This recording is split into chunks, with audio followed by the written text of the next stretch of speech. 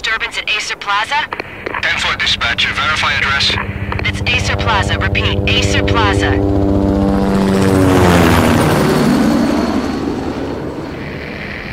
Shots fired on the rooftop. An assault in progress at Acer Plaza. Repeat, an assault in progress.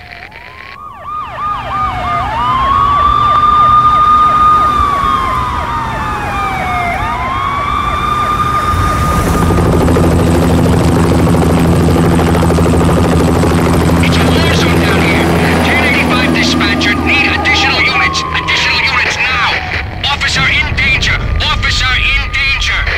10-5, please repeat. 10-5, all units, emergency. Officer in danger, Acer Plaza. Repeat, Acer Plaza, all units. They were all dead. The final gunshot was an exclamation mark to everything that had led to this point. I released my finger from the trigger, and then it was over. To make any kind of sense of it, I need to go back 3 years. Back to the night the pain started.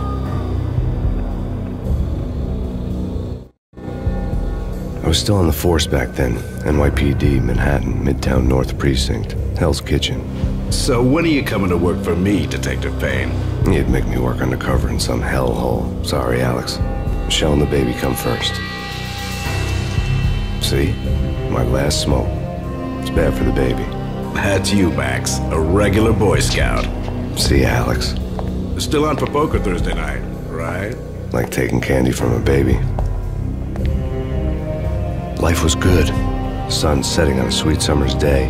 Smell of freshly mowed lawns. The sounds of children playing. A house across the river on the Jersey side. Beautiful wife and a baby girl. The American dream come true. Honey, I'm home.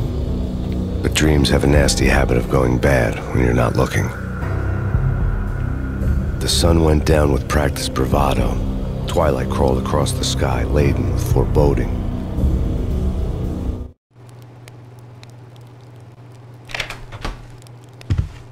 Michelle, honey, anybody home? I didn't like the way the show started. They'd give me the best seat in the house, front row center. What the hell? Something ugly had been tattooed on the wall, a map of things to come. It was a poison syringe, a magic tag full of diabolical meanings.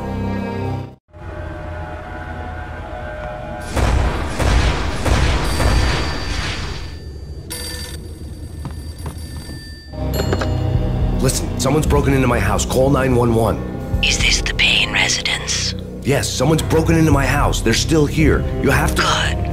I'm afraid I cannot help you. Who is this? Hello?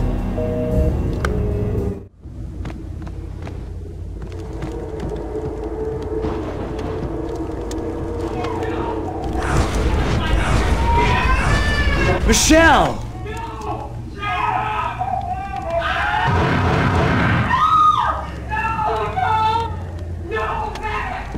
It's coming. Freeze! NYPD! It's coming!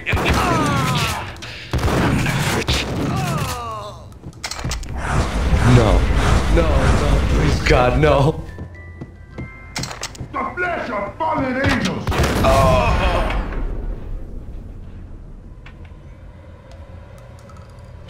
No, God, no, please, Michelle. Oh, baby.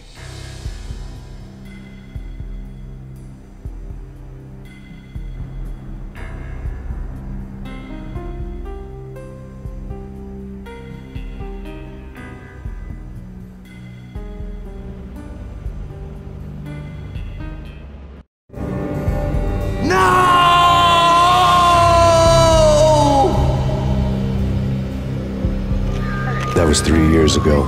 Everything ripped apart in a New York minute. The killer junkies had been high on a previously unknown designer drug, Valkyr, V. After the funeral, I told Alex I'd be transferring to the DEA.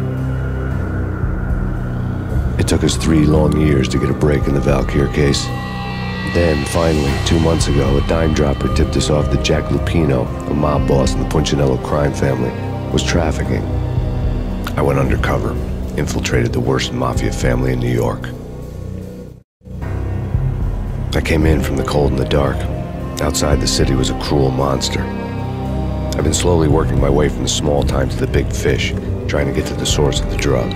Alex and BB were my only contacts in the DEA, the only ones in this decrepit city who knew I was down here. BB here. Something urgent has come up with Jack Lupino. You need to meet with Alex immediately at the Roscoe Street station. I hadn't had a face-to-face with Alex since I'd gone undercover. Outside, the mercury was falling fast. It was colder than the devil's heart, raining ice pitchforks as if the heavens were ready to fall. Everyone was running for shelter like there was no tomorrow. It didn't get any better when I got to the subway. The feeling hit me like a point-blank shot straight in the face. Something was not right about this. My Beretta stirred nervously under my coat, but the train doors had already shut behind me, and I was in for the ride. Next stop, Roscoe Street Station, and Alex.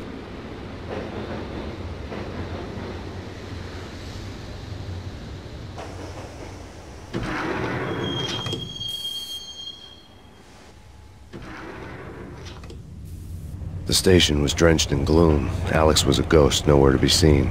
I'd have to look for him.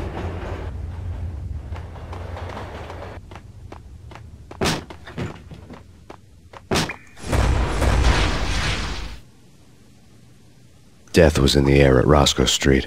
I'd have to find Alex fast. Wasn't Jake supposed to take care of this? He and Mickey are having too much fun taking...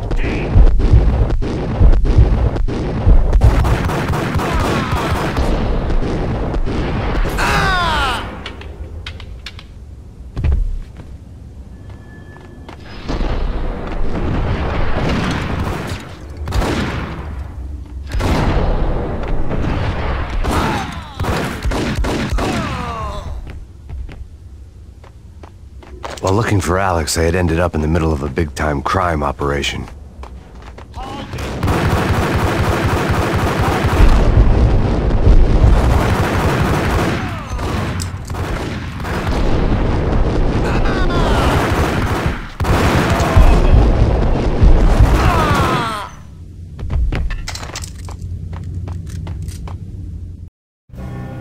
The rusty door led to an abandoned part of the station, closed off since the early 40s. Something big was going down at Roscoe Street. Maybe that's why Alex had wanted to meet me here. Maybe not.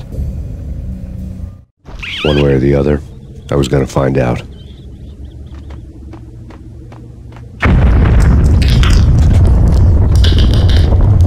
What the hell was that? Hold on here. Give me the detonator. What are you talking about? The detonator. I thought you'd bring it. You were supposed to bring it. Yeah, right. What the?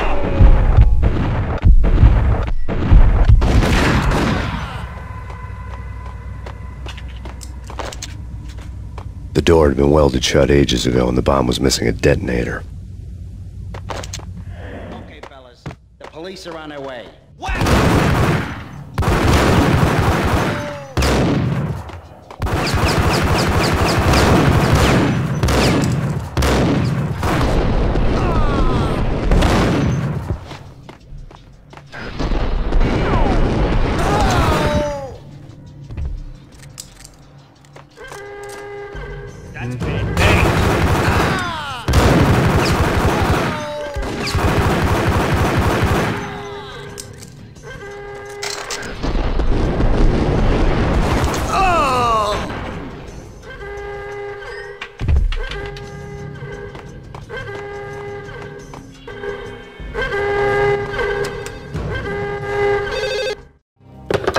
We come to you now live from the crime scene.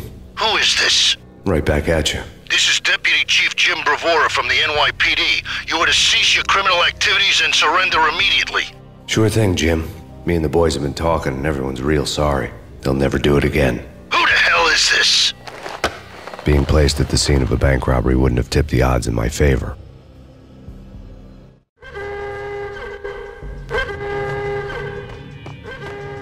The bank robber's score lay on the table.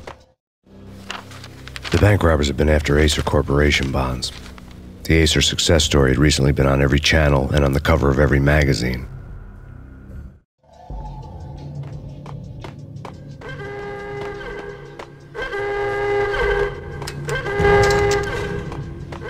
bank robbers had left their tools on the table. Judging by the detonators, the crooks had bought enough explosives to send Lady Liberty into orbit.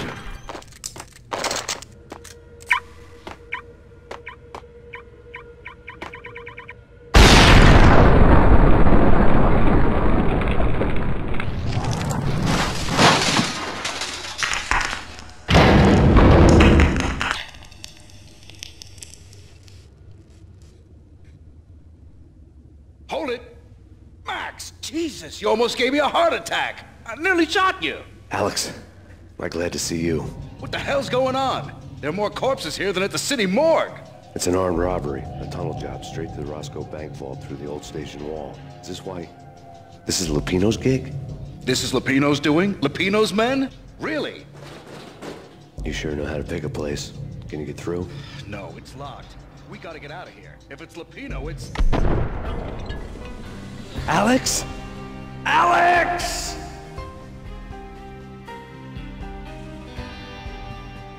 There was nothing I could do. He was dead. I could tell by the empty, accusing stare of his eyes. Alex had kept me relatively sane for the past 3 years. Now I didn't know how I felt. Somehow he had stumbled upon something big and ended up stepping on Jack Lupino's toes. Lupino ran his racket of sex, drugs, and contract killings from a sleazy hotel in a slum block of tenements. The NYPD was closing in. I could hear the sirens. Their wail was a crescendo. Lupino thought he could get us by taking Alex out and leaving me to take the fall for it. All he had gotten was my attention. I went for the hotel first. It was a sad old thing with flickering lamps and faded colors, cheap mobster punks and tired-eyed prostitutes. I walked straight in, playing at Bogart, like I'd done 100 times before. The place was run by a couple of murdering mobsters with shark smiles. The Finito brothers. Ladies and gentlemen, it's the pain in the butt. Pain to the max. You're killing me. Did you make that up yourselves, or you get some wino downstairs to come up with it? Don't answer that. A rhetorical question. I got something for the boss. Lupino around? That kind of depends on who's asking. A friend or a junk squad plant. Don't answer. It's one of them, how do you put it, rhetorical questions. Lupino ain't here, but he says bye. Lupino wasn't in his cheap hotel. Instead, I ran into the Finito brothers. My cover had been blown. The door slammed shut behind me, and then I was dodging bullets like raindrops.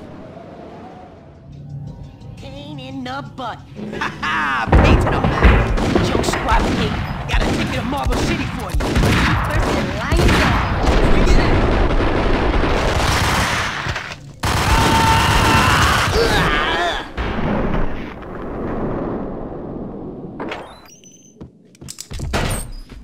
A letter on the desk caught my eye. I had met Lupino only once. The gangster ran all his rackets through his right-hand man, Vinny Gagniti. Gagniti was a high-strung whiner on the verge of breaking apart, like an overamped Energizer bunny. He had the brains to run the business, but he lacked the balls, always falling short, taking his frustration out on underage addicts and call girls. The V deal goes down at your hotel. Jack's exact words, quote, "Vinny, you're in charge of this one," unquote. Rico Muerte's coming to see it through. Anything goes wrong and everybody's gonna get dead. Goes double for you. Treat this guy real good. Anything he wants, you give him. Don't screw this up or you're finito, finitos. A V deal meant added security, locked doors, and lots of nervous thugs with itchy trigger fingers. I'd seen nothing coming in, but that didn't mean it hadn't been there. Rico Muerte was a regular Kaiser Soze, a spook story told to keep the apes in line. 313. The Finitos had scribbled Muerte's room number on the note's margin. Bosses, everything all right? Bosses, Joey, Virgilio, you're right in there? They're not answering. Call the others. Tell them to come quick. Okay, but we can't wait for them. We gotta go in now. Bosses, we're coming in. It's Payne!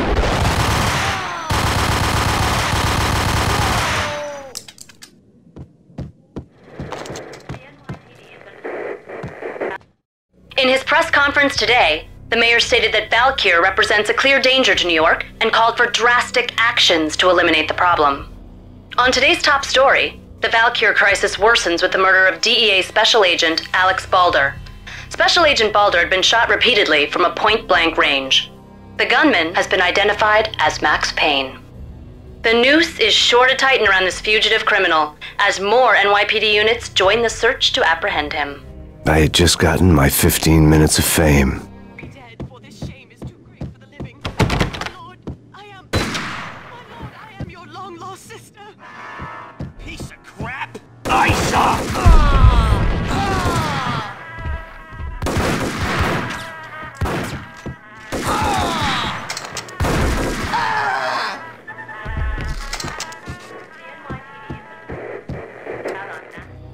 Tonight, the city's fight against the nightmare drug Valkyr took a turn for the worse as DEA Special Agent Alex Balder was found brutally slain at the Roscoe Street subway station.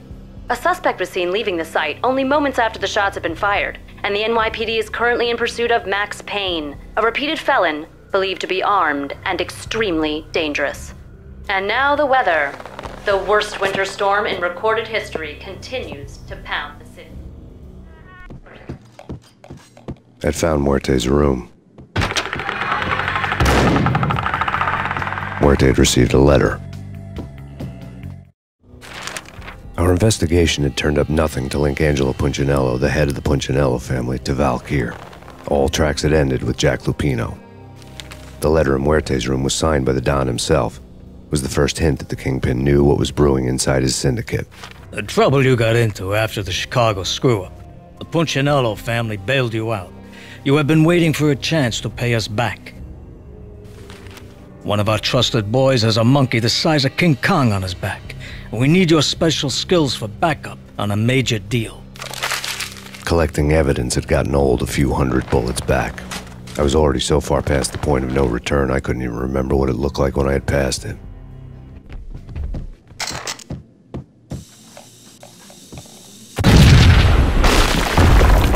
Hold it! Told you. God damn! I thought it was a bomb for sure. Nah, the Russian wouldn't dare. This has been waiting to happen.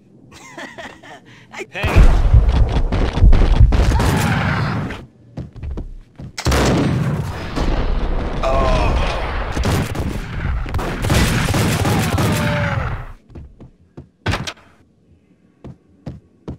The hooker had left her diary on the table.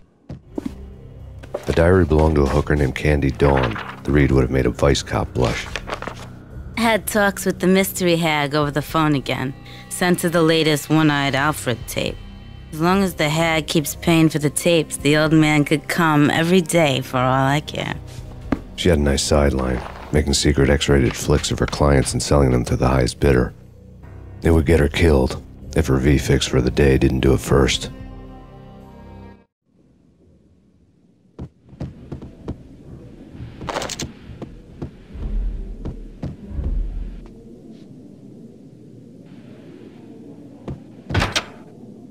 You go get him! You go and get him!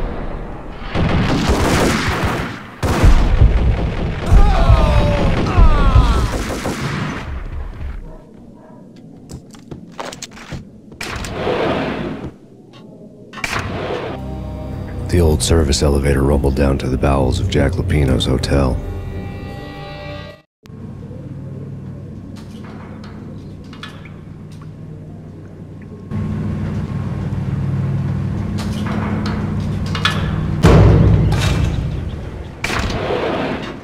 It was freaking crazy.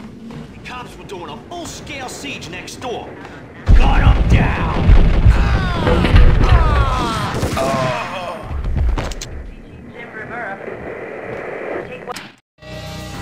A winter storm warning is in effect in the whole tri-state area, as both freezing rain and heavy snowfall continue.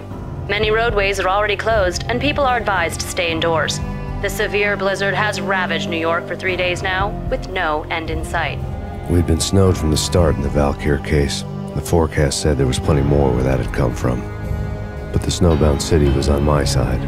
Less chance of innocent bystanders getting caught in the crossfire. Got him dead!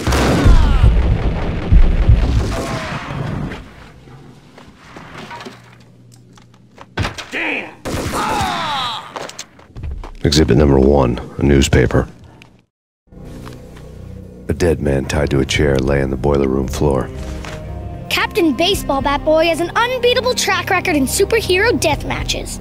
But a 6-pack of root beer gets me every time.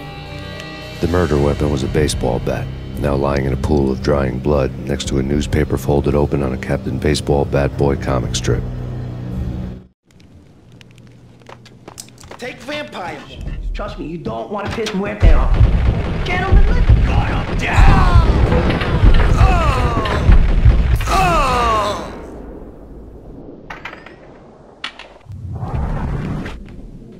A lifetime ago, this would have gone down as a narcotics arrest.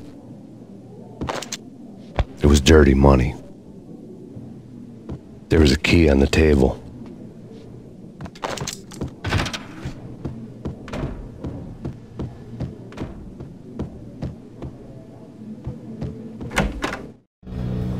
Two mad dog killers, ready to murder each other. They step into the next room, and I'm thinking, now they're gonna do it.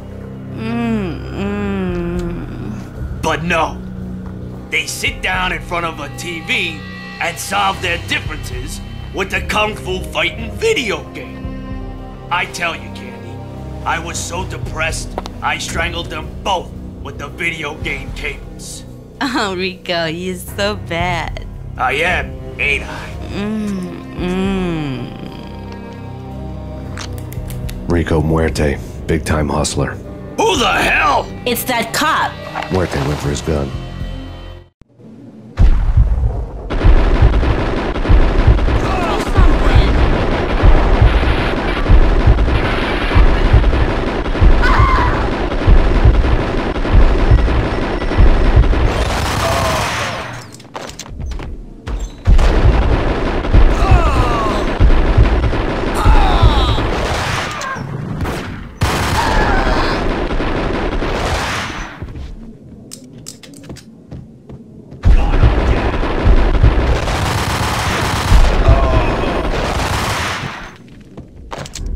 The antique switchboard was still in use.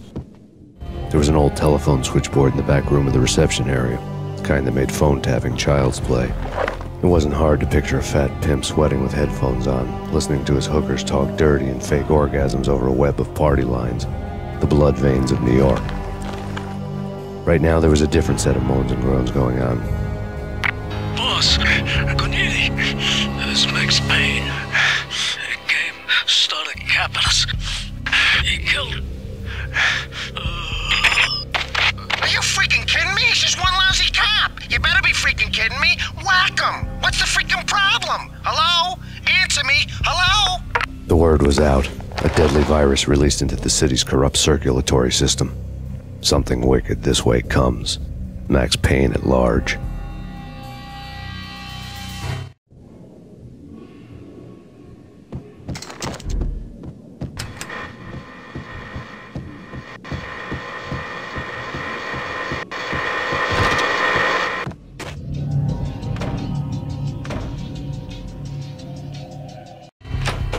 Turn around, walk away, blow town.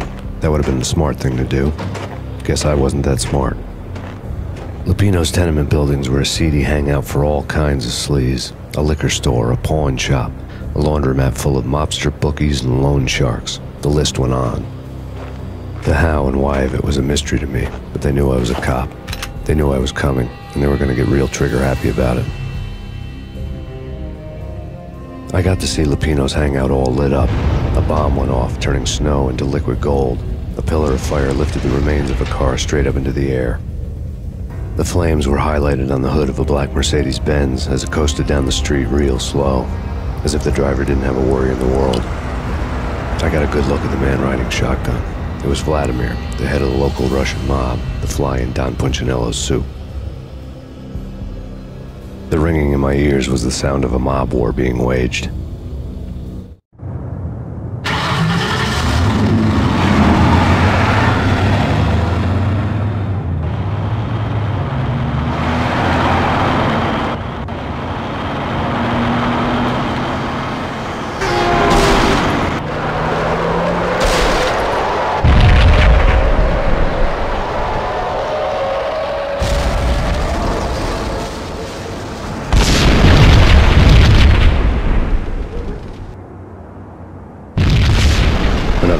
exploded inside the closest slum building. It was a lucky break. The goons inside were spooked, but luck always came with a price tag. More bombs could still be ticking inside, and the cops would already be on their way. Jack Lupino's suite was on the top floor. At least it used to be, before the explosive makeover. The headlines were a depressing read. The headlines were screaming bloody murder. The storm was a screaming duet with the approaching prowl car sirens. It was all a scream when you were down for the count and wanted for murder.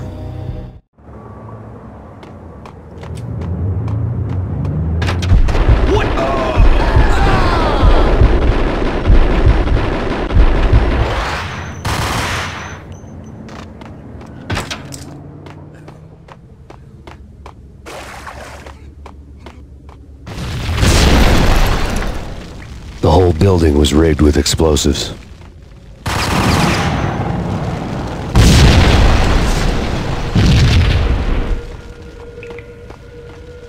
Hold it!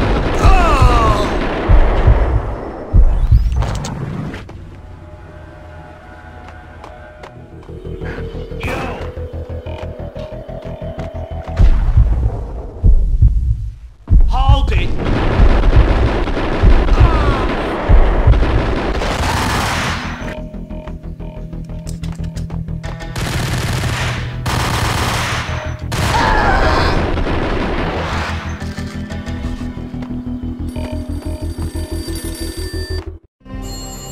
A beaten-up phone in the entrance hall was ringing.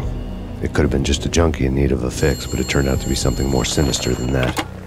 Am I speaking to Mr. Payne? Who wants to know? My name is Alfred Wooden. You must hurry. The police are on their way. Tell me something I don't know. They know you're there. How? And what's it to you? I will contact you again. The cops arrived, sirens singing in the off-key harmony of a manic-depressive choir. I had a few minutes while the SWAT team would go through their usual routine. By the time they busted in, I needed to be long gone. Max Payne, this is Deputy Chief Jim Bravura from the NYPD. Drop your weapons and come out with your hands above your head.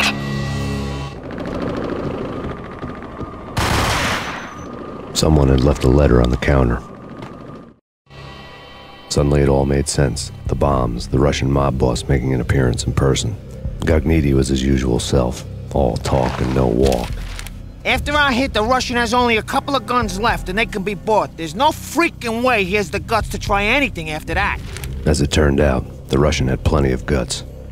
One thing you could count on, you push a man too far, and sooner or later he'd start pushing back. There was a key on the shelf.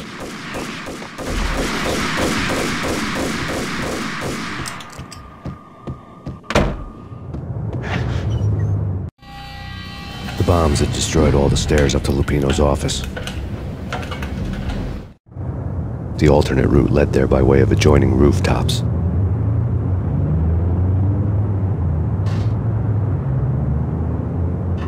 It's never been this cold.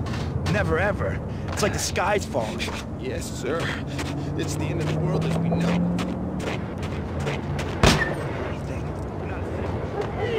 It's Payne!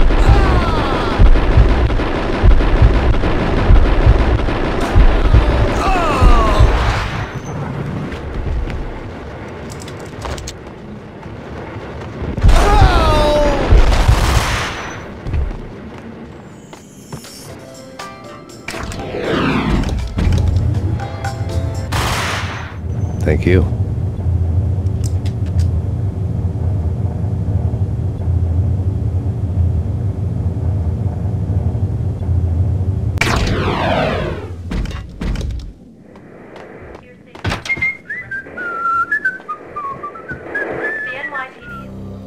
New York City is in crisis tonight, with reports of Valkyr-related gang war in the streets of the Bronx.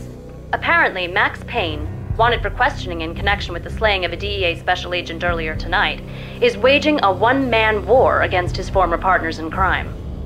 Among the listed casualties so far are notorious mafia members Joey and Virgilio Finito, as well as Rico Muerte, himself a fugitive from the law, and a suspect for several murders in the Chicago area.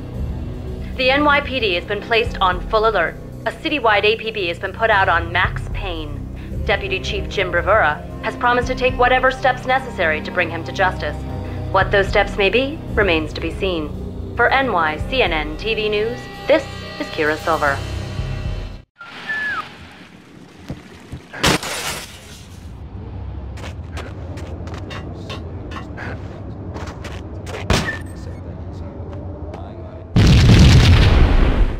Red, blue, or green? It's always red or blue in the movies. So, green? No, not the green. What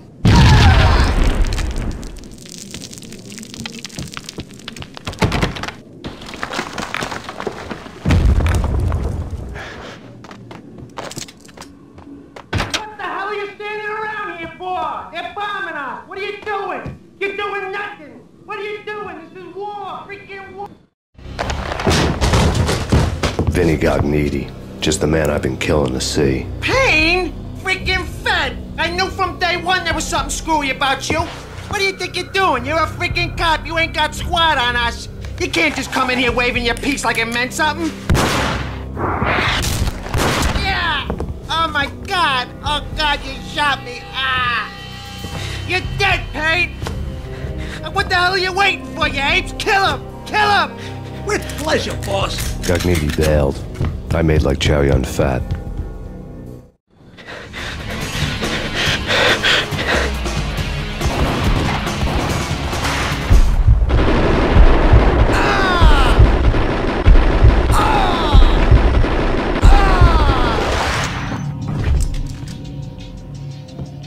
A crumpled letter lay on Gognitti's desk.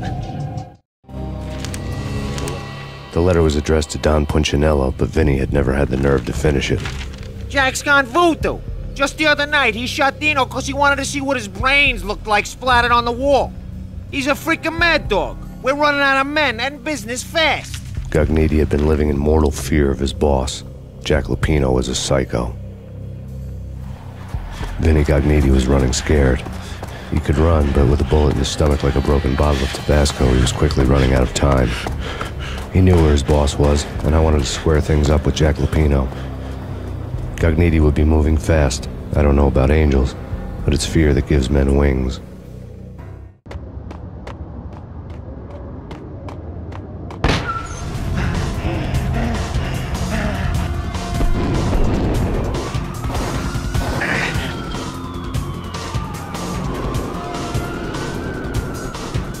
Gognitti hitched a ride. To catch him, I'd have to follow his lead.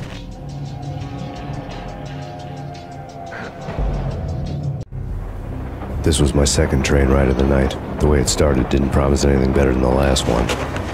Freezing wind tearing at my face like sandpaper and razors, ice hard and slick under my hands and feet. And somewhere in the background, the wail of sirens, the city howling after me.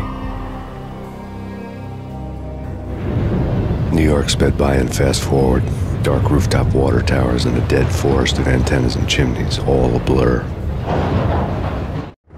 When the train he was riding slowed down, Gognitti made his move.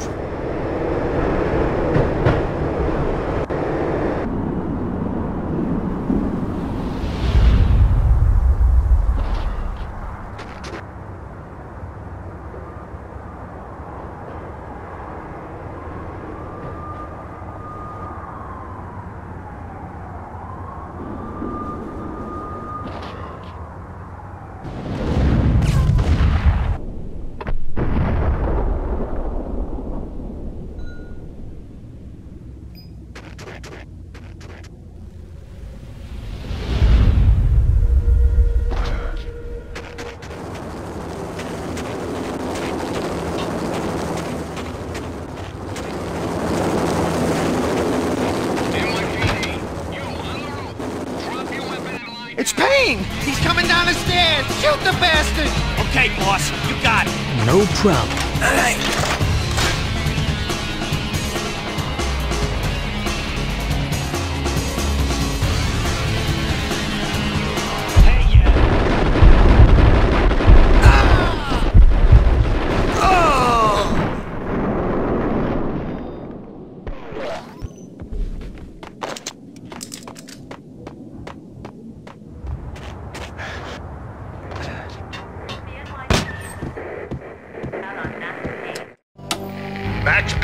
there's nowhere left to go. We are very close to capturing him. You'll get a full statement then. Right now, I've got better things to do, ma'am. That was Deputy Chief Jim Bravura from the NYPD with no further comment at this time. Apart from his suspicious food habits, I figured Bravura to be one of the good guys. Fate had just dropped us on different sides in this. But when it came to capturing me, he was way out of his league. I had already ditched the cops a couple of rooftops back. For now.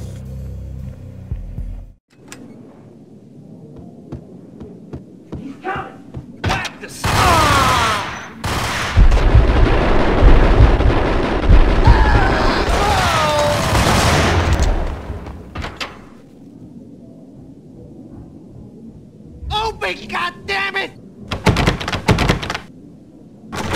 Payne! I'll kill you, you lousy freaking cow!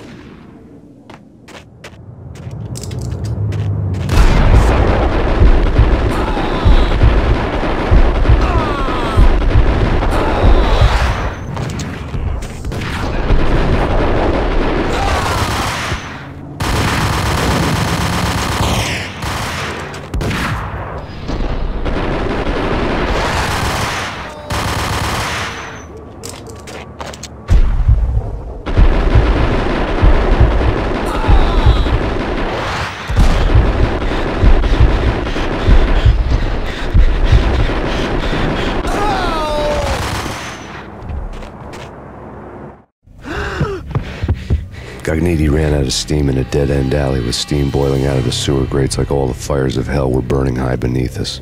It was shakedown time.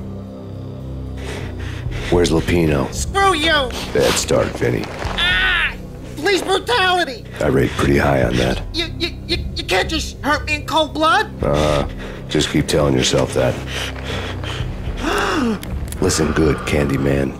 I'm not gonna be anybody's fall guy. I want to know where your boss is hiding. There was no glory in this. I hadn't asked for this crap. Trouble had come to me in big dark swarms. The good and the just were like gold dust in the city. I had no illusions. I was not one of them. I was no hero. Just me and the gun and the crook. My options had decreased to a singular course. I'll tell you, just don't hurt me no more. Lupino's at Ragnarok, the nightclub. Book me, take me in a home into the freaking jail, just don't hurt me. Your rights will be read at your funeral. Ragnarok was Lupino's private nightclub, a den of drugs built into an old theater. I knew what waited inside. V-head junkies ready to explode in random acts of senseless violence, and Lupino's goon squad, the worst stone-cold killers this side of hell. Ragnarok was as inviting as a headache, flickering and flashing to a machine gun beat. The belly of the nightclub was a gothic theme park that began with bondage games and led to the nasty stuff from there. As subtle with its dark message as a cop-killer bullet through the heart.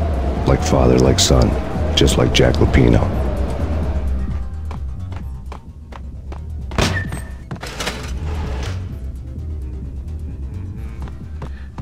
I saw!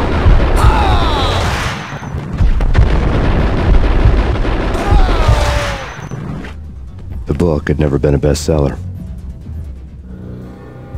Given the setting, I was surprised to find that somebody had been passing time reading. The paperback was entitled The Age of Murder and Storm. The blurb on the back mentioned Norse mythos and Ragnarok, the end of a Viking world with a terrible winter that covered the earth in ice, when vile crimes were rampant and all humanity lost. I could see how somebody impressionable might get it into their head that we were at the end of time. I was also beginning to see what the nightclub and its owner were all about.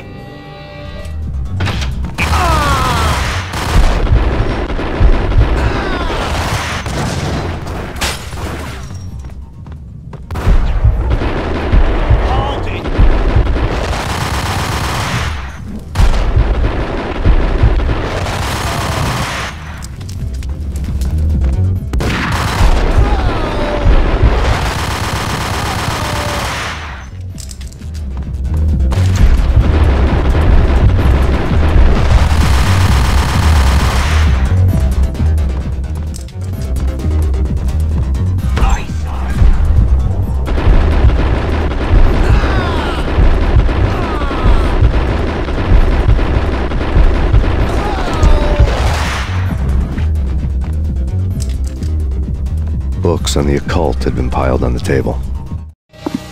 The room was stacked with light reading, such as Necronomicon, Witchcraft, and Paradise Lost.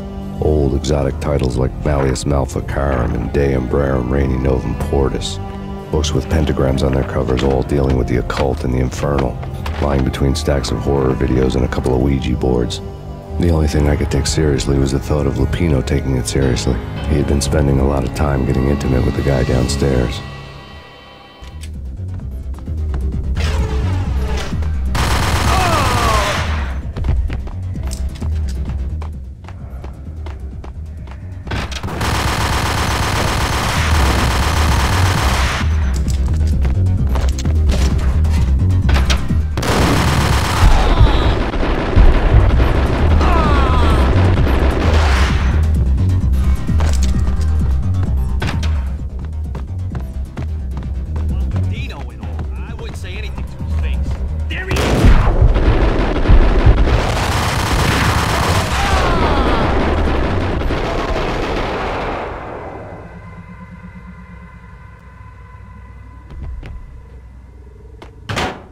Hold it!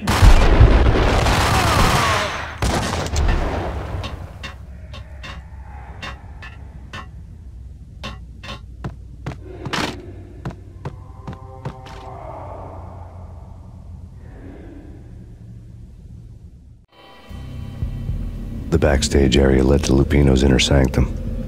The hot air inside was like an invisible wall, thick with incense and something else, a sickly sweet smell that made you gag.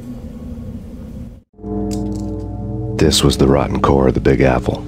Lupino lurked somewhere ahead, like a spider at the center of his web, waiting. The vapors in the air started to make my head swim.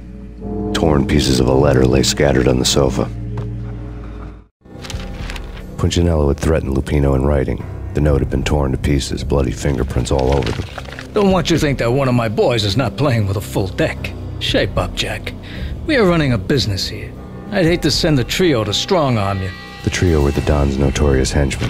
It was obvious that Lupino hadn't been intimidated by the threat. Lupino's notes covered the table. Jack Lupino was crazy, all right. The table was scattered with notes of demented arcane nonsense written in rusty blood, a mishmash list of demons, devils, and dark gods evoked. Beelzebub, Asmodeus, Baphomet, Lucifer, Loki, Cthulhu, Lilith, Hela, blood given to you all. He was after that old Faustian deal, your soul for power and fortune. Just sign on the dotted line with your blood. Lupino's notebook lay on the pedestal. Jack Lupino was crazy, all right. Mythic wolves, let loose to devour the sun and the moon. Lupino is the wolf. I'm Mr. Beast, the big bad Fenris wolf. I'm the end of the world man, wearing the flesh of fallen angels. After Y2K, the end of the world had become a cliche. But who was I to talk? A brooding underdog avenger alone against an empire of evil, out to right a grave injustice. Everything was subjective. There were only personal apocalypses. Nothing is a cliche when it's happening to you. The flesh of fallen angels, come to me all. Astaroth, Beelzebub, Asmodeus, Baphomet, Lucifer, Loki, Satan, Cthulhu, Lilith, Hela, blood to you all. See it, living under the skin. I've seen it, the corruption of flesh.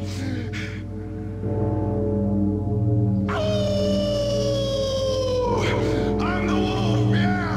I am the wolf!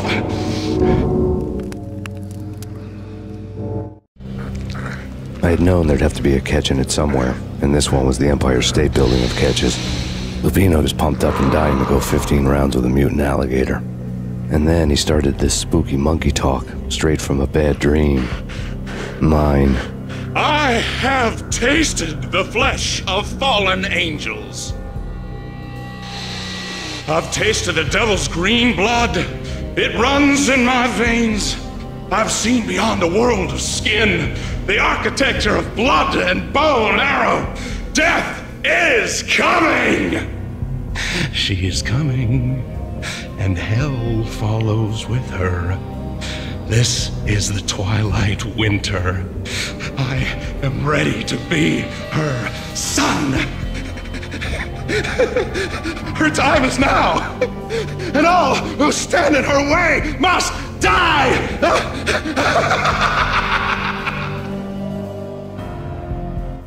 Die! You'll die! You'll die! Now! Oh! Die!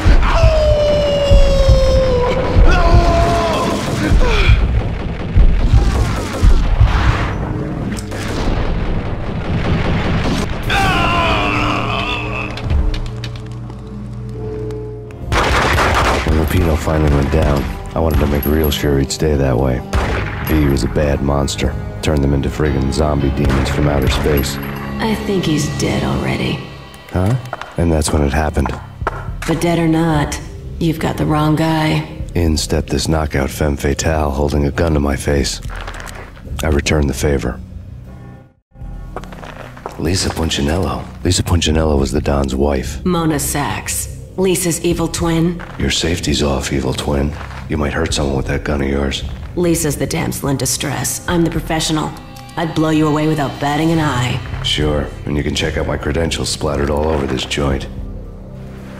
Jack couldn't have framed you. Not the state he was in. We're after the same slime bag. Angelo Punchinello's the one who murdered your friend and framed you with it. You know this for a fact? I've got my sources. I don't have a clue these days. I just shoot them as they come. Who put a contract on the archfiend? This one's mine. I hate the guts of that sadistic wife-beater. Why not pool our bullets for this one? I thought you'd never ask. My finger was starting to twitch. How do you like your whiskey? I'm easy, as long as you don't try to slip me a Mickey. You're a real angel, Max.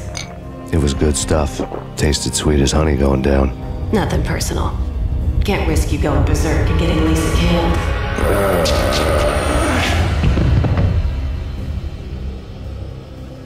The nightmare was always the same. Violent shapes moving in darkness, old and ugly. The killer's mad laughter was a riddle filled with wicked innuendo.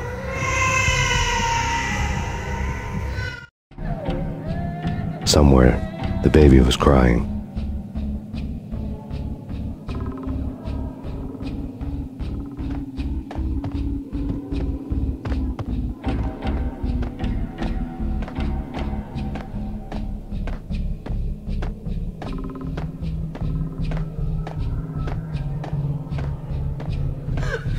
Max, no, please, Max.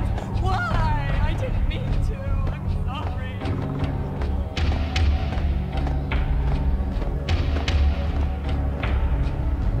Should have known it when we found you snoring next to Lupino's corpse. A comedian, huh? The pictures were filled with good old times. Alex and I had a few moments of glory between us. Crime-fighting comrades, the best in NYPD DEA collaborative team. Good-hearted macho bullshit like that. I would have given anything to have him here as my backup. No such luck. No luck at all. Michelle looked at me from the photo. The Payne family. Happiness captured in a Polaroid moment. I had thought it would last forever, till death do us part. I didn't want to think about it. As long as I didn't, it could never happen. But I had broken my own rule. The thought had already slipped in. Fear was rusty needles poking at my brain.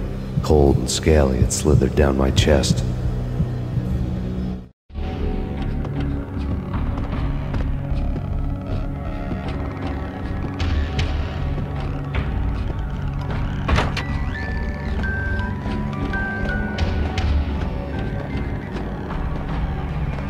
I really love to watch cartoons. Captain Baseball Bat Boy's my favorite.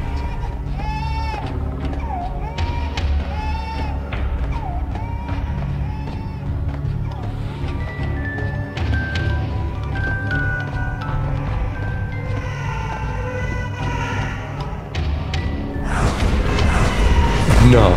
No, no, please, God, no.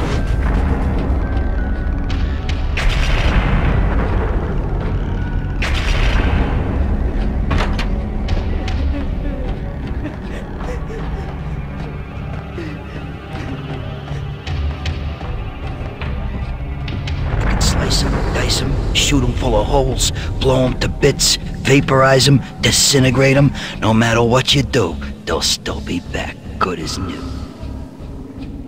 Michelle's diary lay on the table. Michelle was working part-time in the district attorney's office. Her diary was open on today's entry, her handwriting all pretty curves. An army dossier found its way to my desk yesterday. Valhalla? Isn't that a Norse myth? Something about Vikings? I tried to tell Max about it, but he was busy, that cute frown on his brow. Guess it's nothing, just a mix-up at the courier service. From now on, I would always find time for her. It was a hollow promise. Too little, too late.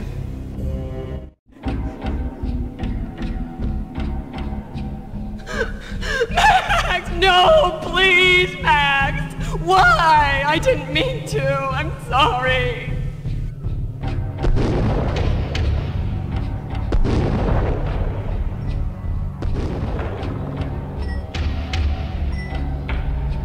Murderer! You killed her! Nothing like that ever happens in the real world.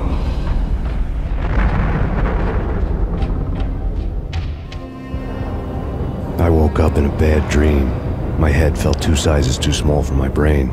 Max Payne. I envy your name. And the killer was smiling. Pleased to meet you. I'm Frankie the Bat Niagara. Niagara, as in you cry a lot? He had a baseball bat and I was tied to a chair. Pissing him off was the smart thing to do.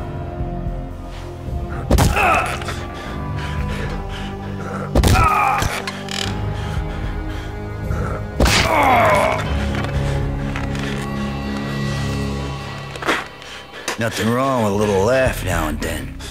Take me, for example. I love to watch cartoons. Cartoon violence is a fascinating thing. Let's take a break. I need to take a leak and maybe grab a cold one at the bar. Don't worry. I'll be back to finish this off. And then, it's checkout time. You play, you pay, you bastard. He swaggered out, and the door clanged shut behind him, locks clicking into place. Everyone makes mistakes. Mine hadn't been to crack jokes about the goon with the bat. He'd have cracked my skull regardless. It hadn't even been to trust a girl with a gun. I had blindly gone after the first bad guy on my hit list when I should have been aiming further up the ladder, at the head of the Punchinello family. I couldn't bring myself to be pissed at Mona. Guess I had a soft spot for a pretty face.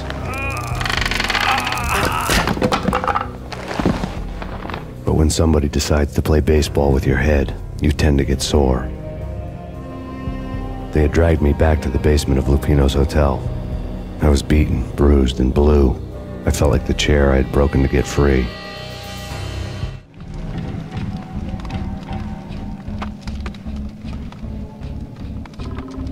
All I had was Niagara's bat, sticky with my own blood. Without a gun, I'd be no match for Frankie's men. I'd have to play hide and seek with them. We'll take care of it.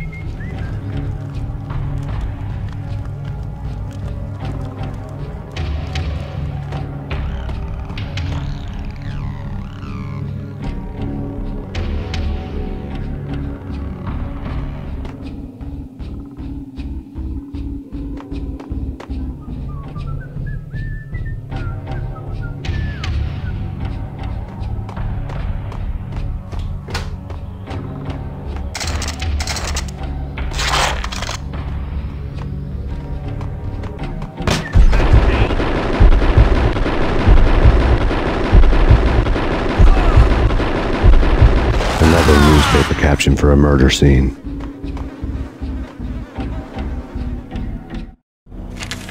Frankie had left his calling card, a Captain Baseball Bat Boy strip, next to a sewer passage filled with bodies. You'd better not mess with Captain Baseball Bat Boy. Even my archenemy, Bicycle Helmet Girl, swoons at the sight of me. Aha!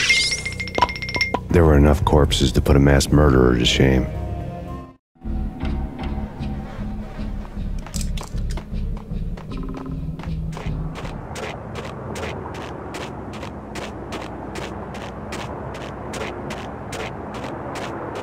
Things were fast going from bad to worse. The men in blue had come and gone. They had decorated the place with chalk outlines and tied it together with yellow tape. The cops who had stayed behind were dead. Frankie, his boys, and I had the place all for ourselves. Just forget about it. Just forget about it. Hey, just forget about it. That crazy witch, you should have heard her. She was a real scream when the boys caught her trying to cap the Don. Oh, that's friggin' bad. To the trio? That's even worse than what Frankie's doing to that poor bastard downstairs. She's gonna take a long time to die. The mobster muscle on the phone was talking about Mona. Punchinello's trio were nothing but bad news.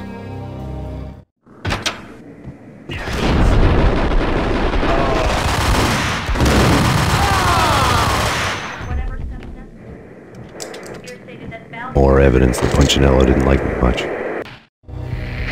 The fact remains that all the victims so far identified in the Ragnarok shooting have been known criminals, many of whom had large doses of V in their blood. Reliable sources say that Max Payne was also among those killed, although no body has been recovered at this time. Reliable sources. That meant somebody thought the Mafia had me, didn't want the cops snooping around anymore. The body would be delivered to them barely recognizable. Case closed. Don Punchinello had the power to be that reliable source, which was no news, but his news was old news. Framing me hadn't been enough. Don Punchinello had put a hit on me. He wanted me dead, and it had been important enough for him to give written instructions to Frankie about it.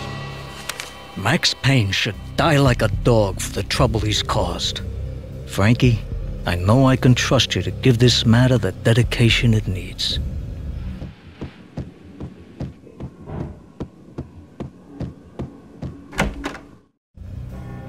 The hotel bar was fast developing quite a history. True to his words, Frankie was there, having a beer. Jesus Christ. How the hell did you get loose? Got bored waiting. Thought, what the hell, we could just as well finish this here. Fine by me.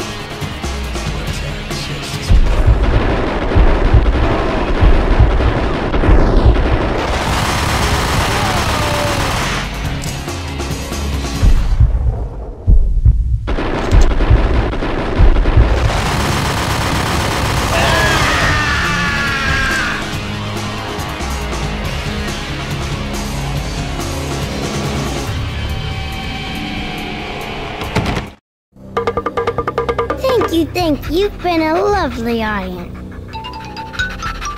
Had enough? I don't play with girls anyway. Unfair! I spotted the tail as soon as I left the hotel. A big black Mercedes. I'd seen the car before. That time it had heralded impressive explosions. Vladimir was back. Bang! You're dead, Max Payne. I might have laughed if I remembered how. What's this supposed to be? Cops and robbers? Look, you want something with me? Get in line. Peace, man. Relax. You know you are a real news item. Armed and dangerous. I am going to make you an offer you can't refuse. I've always wanted to say that. It's a bum rap. I've been framed. Well, that's a moot point. Whatever you did or did not do, I'm sure you had good reason for doing it. Want to hear me out? I'm listening. Punchinello messing with V is bad for business all around. But that's not all. There is this guy, Boris Dime, used to pull jobs for me. He's the captain of the cargo ship Charon. Now the bastard turncoat has gone over to the other side, Punchinello's. The ship's loaded with high-res hardware, guns, my business. If Punchinello gets hold of that cargo, he's won and I have lost. And you'll have your work cut out for you. If you want to get to Punchinello, you'll need heavy-duty persuaders. I am just the man to get them for you. Change the ship back under my flag, maybe pop 2 in the traitor Dime's head while you're at it. You'll get enough guns to start the apocalypse. You in or out? Let's get this show on the road. Vladimir was one of those old-time bad guys with honor and morals, which made him almost one of the good guys. None of us was a saint. The Brooklyn riverfront was a maze of rusty containers, sharp-boned cranes looming up from the snowstorm. On a night like this, you couldn't help but think of the dark army of dead men sleeping with the fishes, cement shoes in line. No Minotaur lurked in this labyrinth, but somewhere out there, on the clanking deck of his cargo freighter, the skipper of the Chiron was waiting, like the ferryman of the river Styx.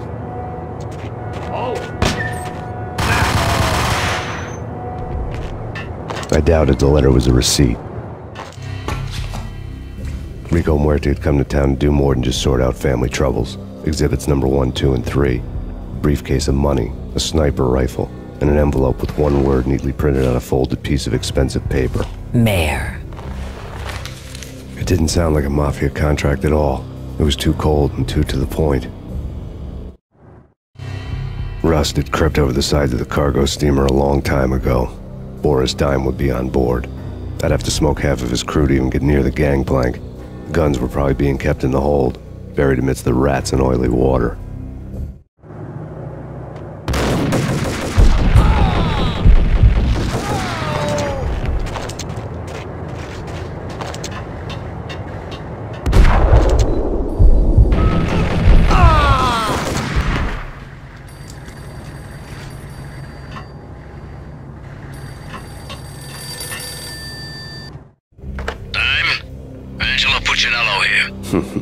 Angie, tell me, how much did Dime cost you? I bet it was more than his name. Max Payne. Right the first time. You're dead, punk. You sure you're not confusing me with Boris here? But you are right, of course. Pretty soon we should get together and have a talk. You son of a... Pissing Punchinello off was a dangerous game, but when people get mad, they make mistakes. I should know. That's where I wanted Punchinello, mad enough to trip over his own feet, preferably into a grave.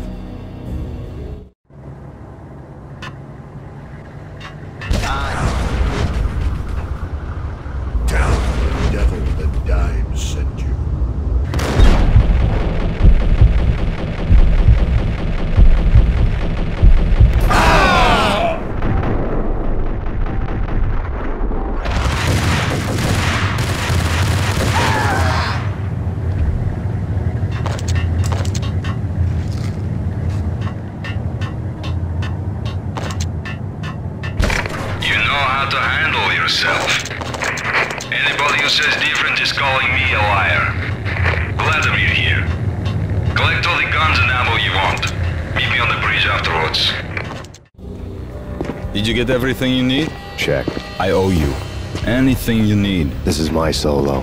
When I'm through, Punchinello won't be anybody's problem anymore. Clear as vodka. But anytime you get between a rock and a hard place, just whistle. This could be the beginning of a beautiful friendship. You really get a bang out of this big-time gangster act, don't you? Even with all this firepower, I figured I couldn't get to Punchinello at his manor. I could only hope that he wouldn't pass a chance to hear me beg, to see he's won. This is Max Payne. I want to cut a deal. Payne, you're a dead man. That's what everybody keeps telling me. I got your ship and her cargo. I want to meet. No pain, no gain. Capiche? You know my restaurant? Yeah, I know it. 1 hour. Punchinello's restaurant had seen better days. Snow was falling like ashes from post-apocalyptic skies, but that was outside. Things would soon get hot in the Don's restaurant. I knew it was a long shot, Angelo Punchinello actually showing up, but there was no crime in hoping.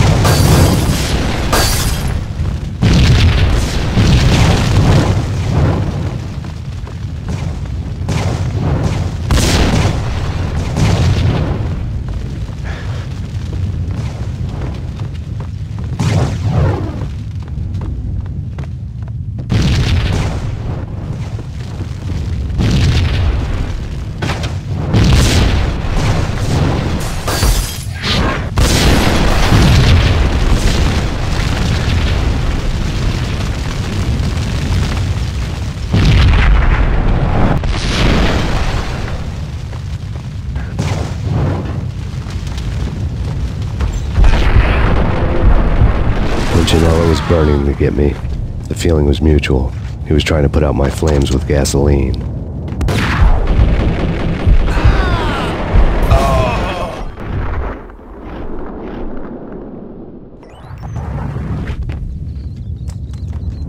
The mobsters have been guarding a real treasure.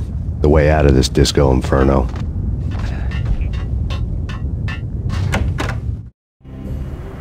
Vlad had seen my smoke signals. The Mercedes was revving to go, almost drowning out the banshee wail of the sirens. You coming? We'll drop you off at the Punchinello Manor. Sounds good to me. When this is over, look me up. I could use a professional like you. I'll keep that in mind.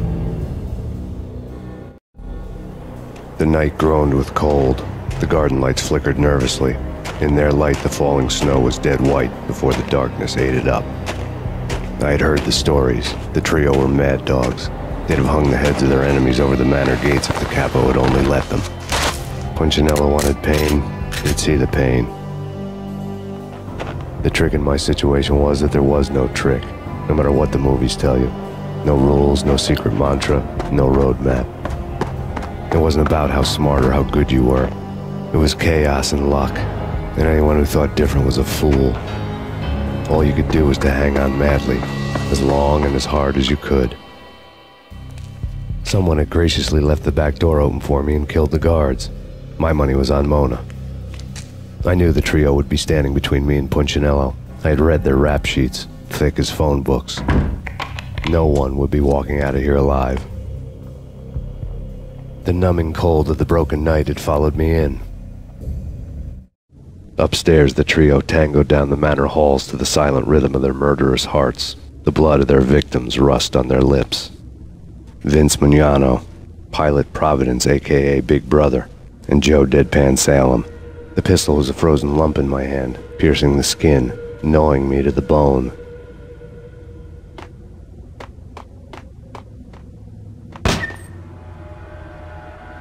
In death, the thug had been promoted to messenger. Someone hadn't enjoyed the Don's hospitality. Someone with a flair for the dramatic. Someone who had let herself out of a locked cell and past a couple of armed guards.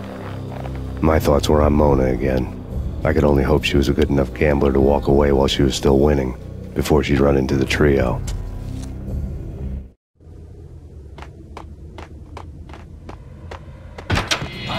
He's here!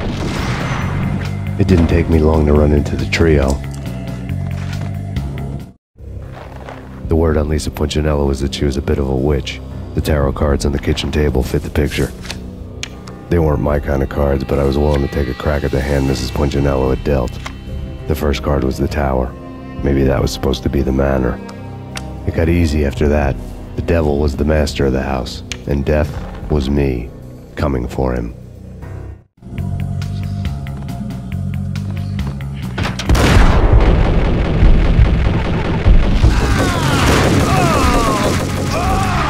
One down, 2 to go.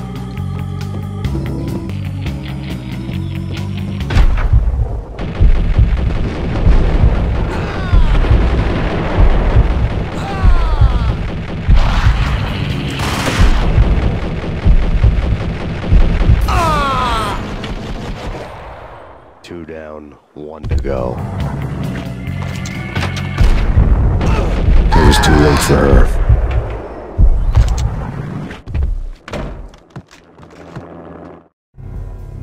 You're a real angel, Max. I couldn't tell whether it was Mona or her sister. The body was a mess. The sick bastard had really gotten a kick out of it. Seeing her lying there got me thinking about another woman's body on another bed. Got me thinking about a fallen cradle.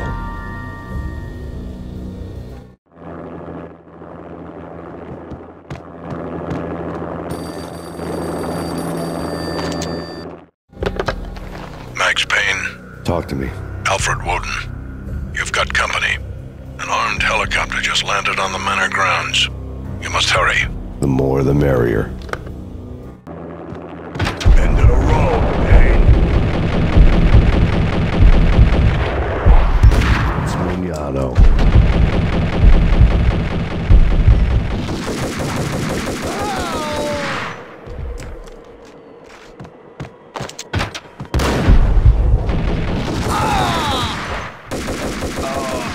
Punchinello's trio was done for.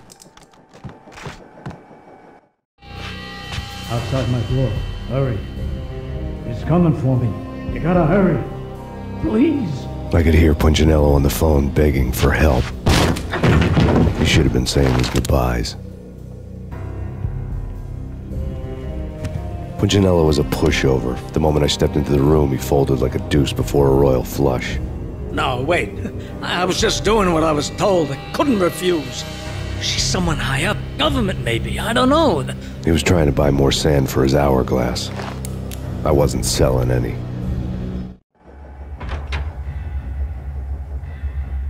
No, I told him nothing.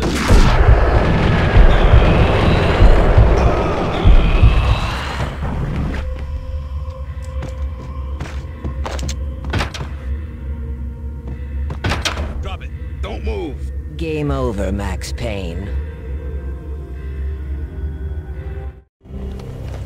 I could tell when I was outgunned. It was time to take another beating. The mystery witch was a real barracuda. Trouble on dagger heels, a smoking assault rifle in her hand, and an army of killer suits behind her.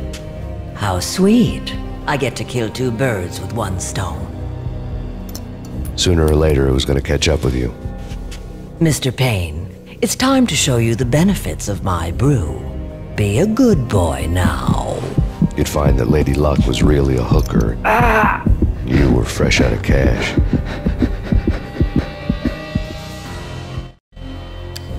Gentlemen, we're done here. Take me to Cold Steel. She had just given me an OD of Valkyr. I could feel green fire eating my brains. They turned to steam. They did a fade on me. I'd never had a chance. The witch had got me just as sure as if she put a gun to my head and pulled the trigger. The shadows rushed me, bruised mugshot faces hungry for revenge. They knew my weak spots and closed in for the kill. The floor turned into a vortex of green blood. I fell. The flesh of fallen angels.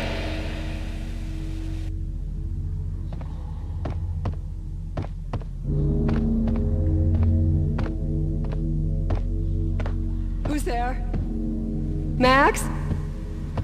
Max, is that you? Max? Where are you, Max? Please. No, please, Max, no. I'm sorry. Please don't, Max, no.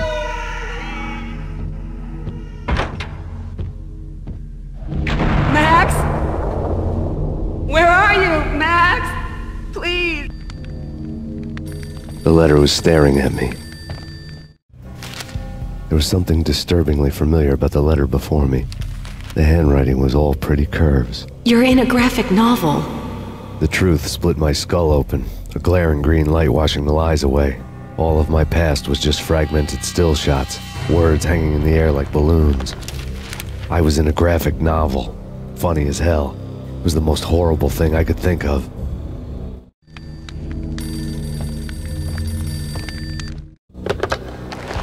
Shiny stuff, and dreams are made of stooped necromancers. He sings like a banana wrist, having strayed too close to the constellations on their shaved skulls. It was a bad line in a prank call. Someone spouting insane babble. I couldn't make sense of it. But I had an overwhelming sense of deja vu. The caller's voice sounded oddly familiar.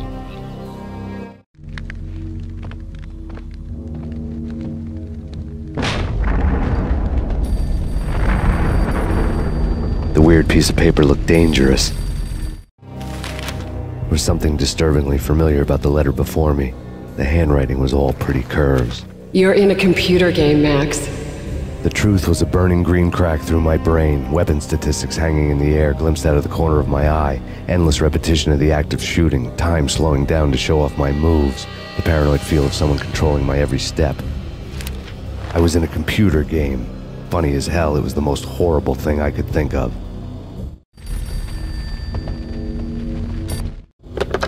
Don't lose it. It's Valkyr. The drug. Snap out of it. Try to remember. It was a bad line in a prank call. Someone spouting insane babble. I couldn't make sense of it. But I had an overwhelming sense of deja vu, and the caller's voice sounded oddly familiar.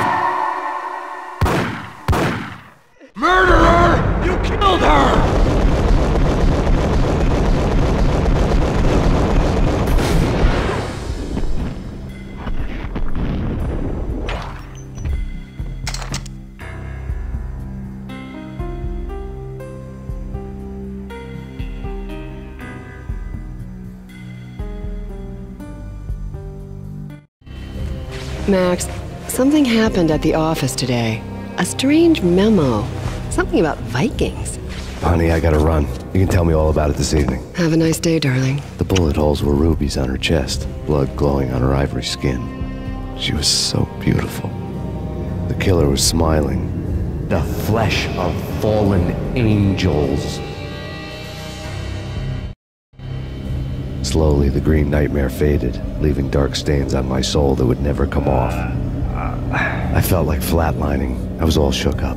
I woke up in a cold sweat, sick and tired to the bone, lying in a puddle of my own puke. The hag had said take me to Cold Steel before it had all gone crazy. It was a clue, the only one I had. It took me forever to crawl back to my feet and hit the road, but when I did, I drove straight to Cold Steel Foundry outside the city. There was a whole lot of action around the place for a freezing winter night. Trucks coming and going, men running. I had the drop on the mystery witch. She thought I was dead. I was on her blind side. I was going in. The bad trip had put me in a crazy mood, adrenaline pumping through my aching veins. Staggering on the mill roof in ice and snow and wild wind, I was a ninja. My kung fu was strong. I wasn't hitting anybody. At best, I was Superman on Kryptonite about to fall through a skylight, down to where it was all going down. A half-abandoned industrial area in the middle of nowhere. The factory was a perfect front for any number of illegal activities.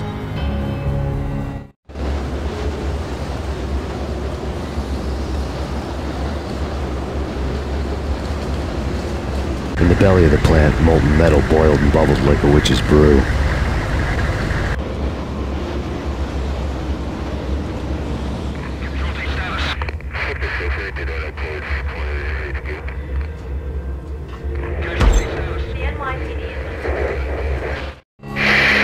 Life-threatening weather conditions.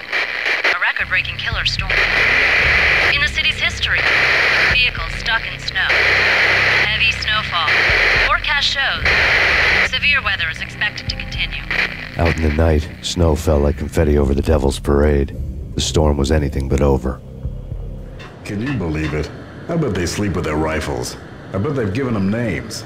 I guess. So, you don't have a name for your gun? Hello? Hell no. You do? Well, yeah, kind of. Hey, let's hear it. Well, I call it Dick Justice. I rest my case. Moving to the danger area.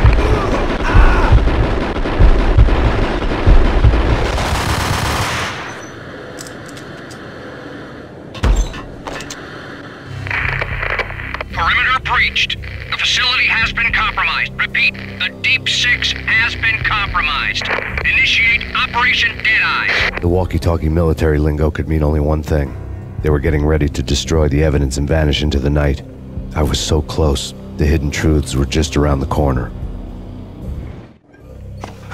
The mercenaries were running a tight operation, paperwork and all. Merchandise missing again. A chemist had tried to smuggle it out for his own private party. Locked him up in cell B7 in D6's old test facility to wait for proper processing. I was close enough to hear the secrets, just beyond the next doorway.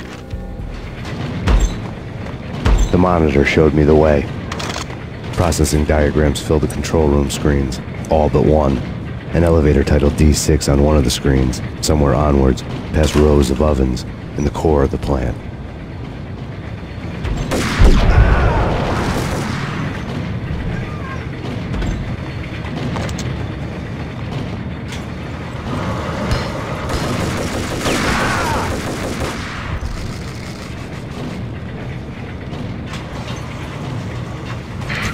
Move!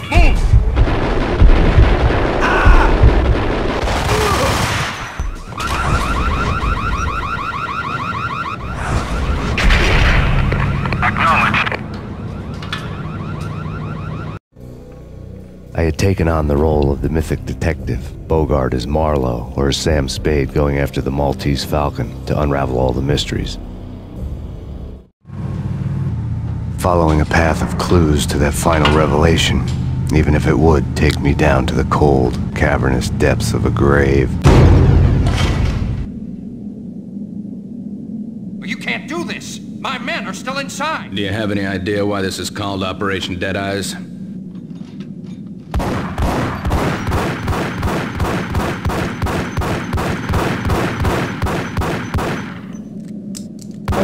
that already. Let's do it.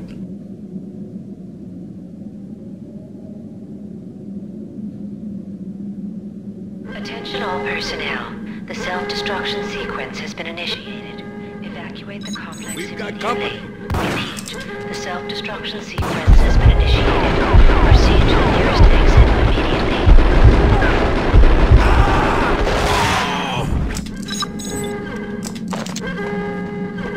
I had seen the logo on the floor before. There was an old army bunker under the steel mill. I knew the military plaque on the floor. I had seen 1,000 variations of the insignia on crumbling brick walls everywhere in the city. The sword replaced by a syringe. Project Valhalla, V for Valkyr, V for Valhalla. All of a sudden it read like a crackpot conspiracy theory.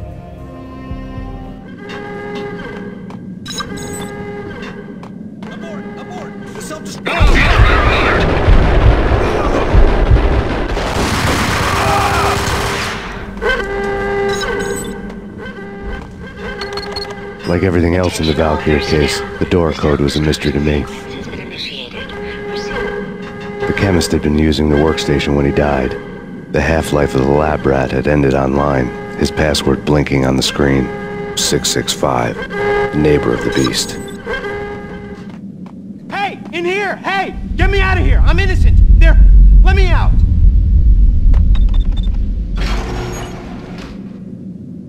Thanks! I thought I was gonna die in there for sure. I need you to get me through the decontamination chamber airlock. You're crazy! No way! The place is blowing up, for Christ's sakes! Either that or back to the cell. Your choice. Okay, I'll do it! I'll do it! Proceed to the nearest Get exit. in! I'll punch you through! After this, you... I was caught in the middle of the deadly web that was the Valkyr case. One of the lab terminals had the project logo on the screen.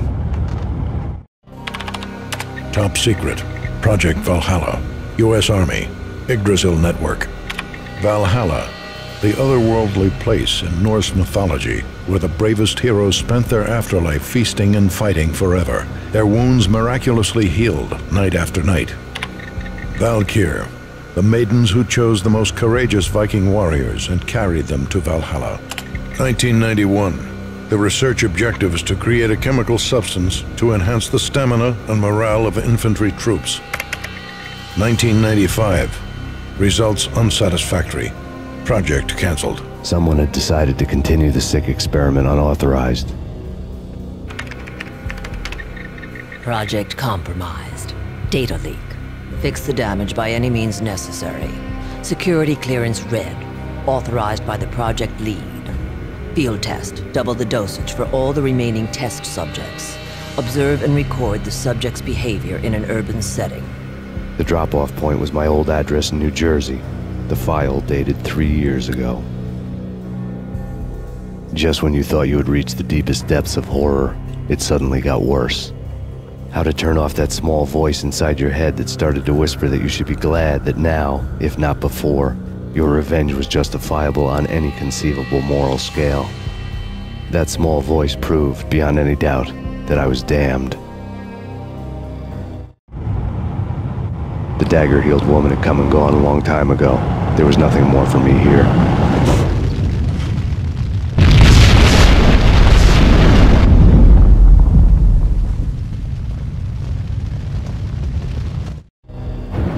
You piece together a jigsaw and the final picture is you finishing that same puzzle. A mad, green-eyed killer standing behind you. An urban legend come true. The Project Valhalla test subjects had been the mad junkies who had murdered my loved ones. The rest was simple body count math. It all pointed to her. Ms. Valkyr. The factory went up in a fiery inferno behind me.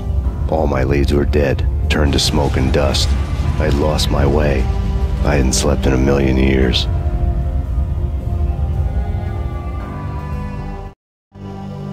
I felt thin as death. I've been living on an endless supply of week-old donuts. They were fuel for this crazy furnace inside my head.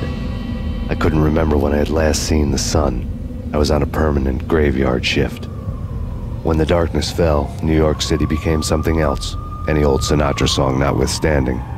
Bad things happened in the night, on the streets of that other city. Noir, York City. I was in an all-night diner, downing cup after cup of coffee that tasted like engine oil, when a new message from BB got me back on the killer track. What the hell happened at Roscoe Street? Maxie, I'm going out on a limb here. We need to talk this through, come up with a plan. 2:30 a.m., the Choir Communications Garage. The more I thought about Alex's murder and the frame-up, the more it felt like an inside job. I should have seen it coming. BB had sold me out, and now he wanted to finish what he'd started. The garage was dead. BB showed up in his tailor-made suit, gold watch, and cufflinks to match, all way beyond a cop's pay. Maxie. Oozing suave charm, he was guilty as hell. What the hell does BB stand for anyway? Backstabbing bastard? Come on, don't be like that. Have a cigar. I don't smoke. Maxie, you have no idea how big this is. It's huge. You have no idea. I think I do. You're a bribe-taking bent cop who sold out his partner. Those mobsters in the subway were a dead giveaway. Hard to miss. Bet it was exactly like this with Alex. Up close and personal. You can't win this one, Max. No, but I can make damn sure none of you do either. BB turned out to be another cardboard cutout bad guy.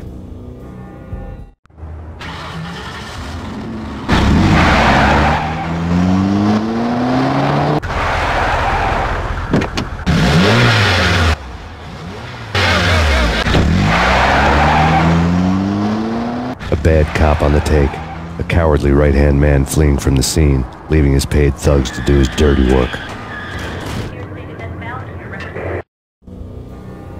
Reports of a fire at the Punchinello Manor in Westchester. The manor is the home of Angelo Punchinello, the alleged head of the Punchinello crime family. The police are now saying, contrary to their earlier statements, that Max Payne is still alive and at large.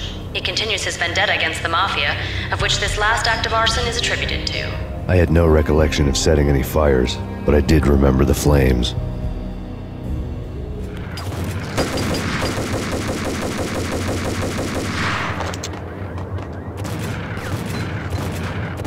Maxie, Maxie, Maxie.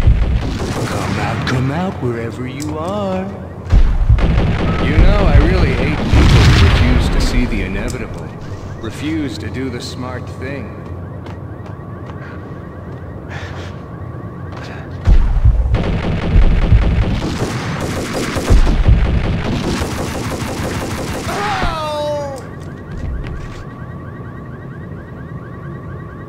The payphone started to ring. Yeah. Max Payne? Whatever does it for you. This is Alfred Woden. I can give you the name of your enemy. Come to the Asgard building presently. We are expecting you. Woden was waiting for me on the steps of the old building. Mr. Payne, let's go inside. The others are anxious to begin. The others? Despite the general misconception, this building actually predates the City Hall by 2 years, thus being the oldest municipal building still in use here at the foot of the Brooklyn Bridge. No kidding. The old man played tour guide as he led me through a dark domed hall.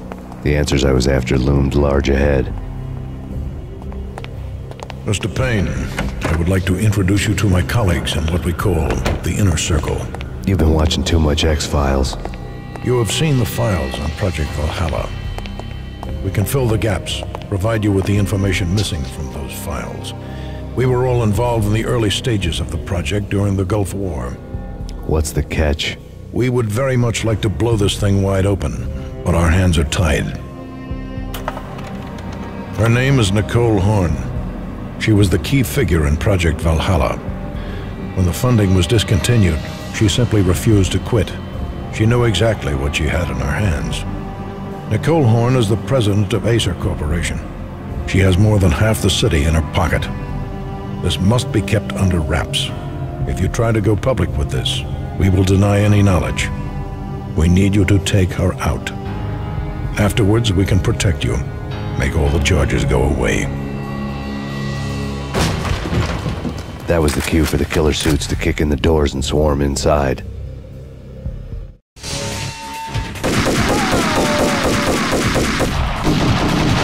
It was an impressive floor show, but I decided to leave early anyway. It was only a one-story fall. Lucky me.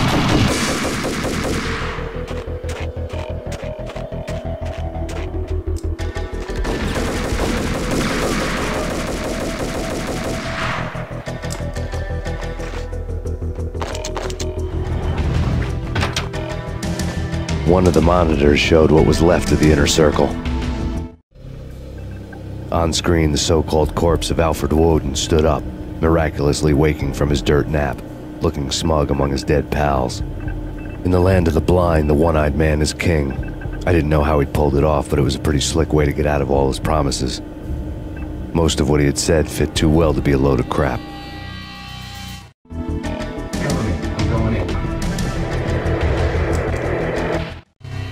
And what is your answer to those saying that he is actually providing a service long overdue to the city? This crusade nonsense has gone too far. He's out of control. It must stop.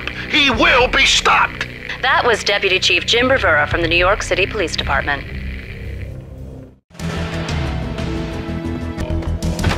A videotape lay on the desk. Nicole Horn had blackmailed the inner circle into silence. The tape came with a curt extortion note on a piece of expensive paper. I remembered Candy Dawn taping her clients in action on the side, selling the tapes to the highest bidder. I was sure that kinky sex was nowhere near Alfred Woden's worst sin. But I had a feeling that when this was over, any collateral would come in handy. Woden had left me a present. Woden had taken care of my mission preps with military precision. The critical areas in the Acer Corporation headquarters blueprints were circled in red. The president's office was at the top of the building, right below her penthouse suite. The elevators were controlled by a security computer, part of the mainframe located underground below the building. The high-rise was sealed as tight as a sci-fi fortress.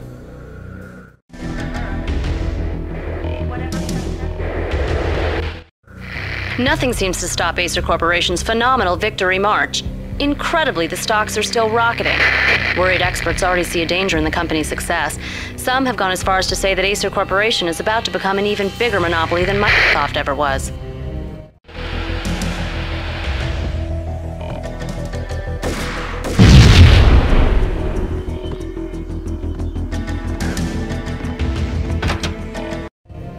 I had dreamed of revenge. Those dreams were always nightmares, of coming close and then failing. Now I was close. I had a name to guide me, Nicole Horn. I had nothing to lose.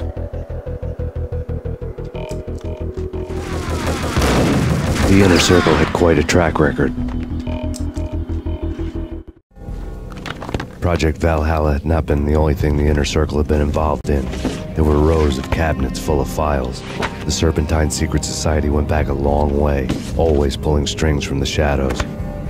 I couldn't say I was sorry. Woden's move in some Byzantine power game had cut the Circle's membership roster to 1. The old man wanted me on cleanup duty. It was my mess, too.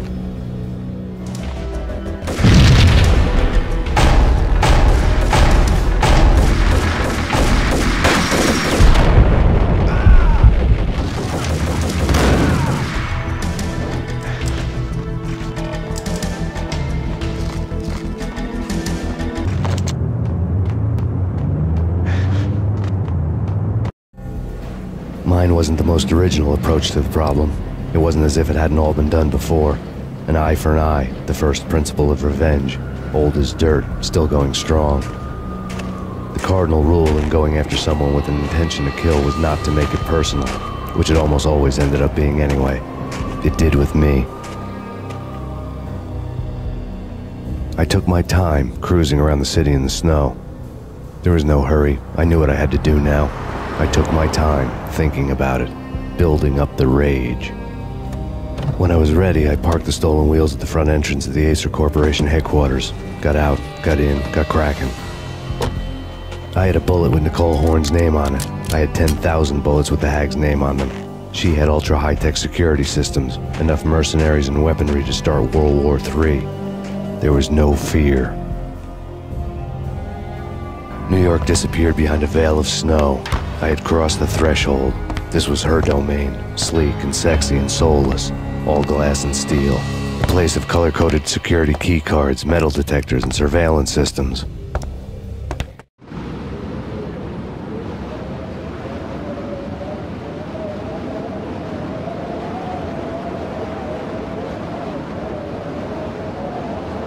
colder than a walk-in fridge. Cold as a gun.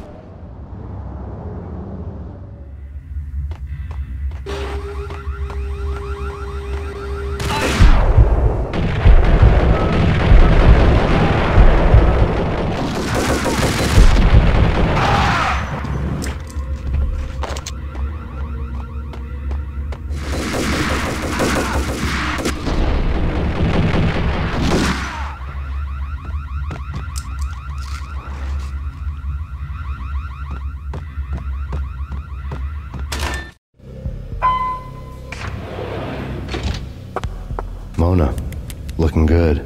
Max, we gotta stop meeting like this. It will be a cold day in hell before I let a narc cop stop me. Miss Sachs, do your job. Relax, Max. You're a nice guy. I don't kill nice guys. You're not bad yourself. It was different when Horn wanted Punchinello dead. To cut her ties to the Mafia, he deserved to die. The same goes with her. She's the bad guy here. Her sister was whispering to her in my favor. I knew the appetites of ghosts intimately. They hungered for revenge. No! A gunshot boomed and she fell down in slow motion. She was a nice girl, not really a stone-cold killer. And now she was stone-cold dead. Like religious fanatics or loyal samurai, Horn's private army was coming at me. Send me back up. Engaging hostile.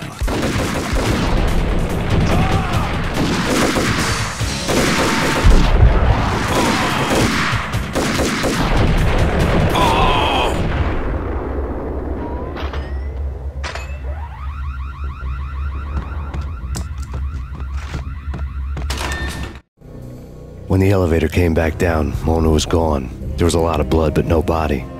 Something clicked for the final time. My mind had never been so clear, as if somewhere high above the storm clouds were already gone, cold stars blazing from the black skies.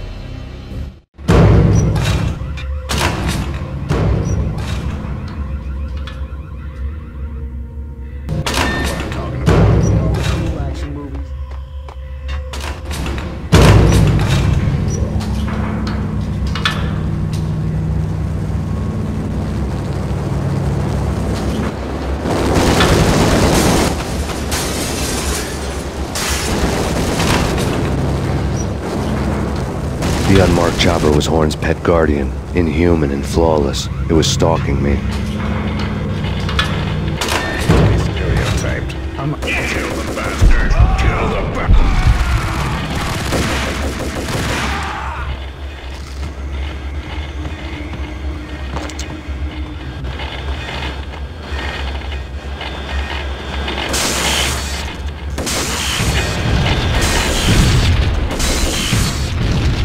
All Horn's lots were now offline.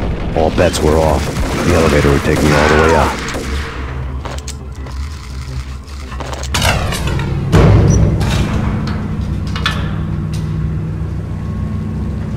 Seen from this height, the night seemed to stretch on to eternity. A hint of desperation had crept into the snowstorm, as if it was trying to get it all out before the end.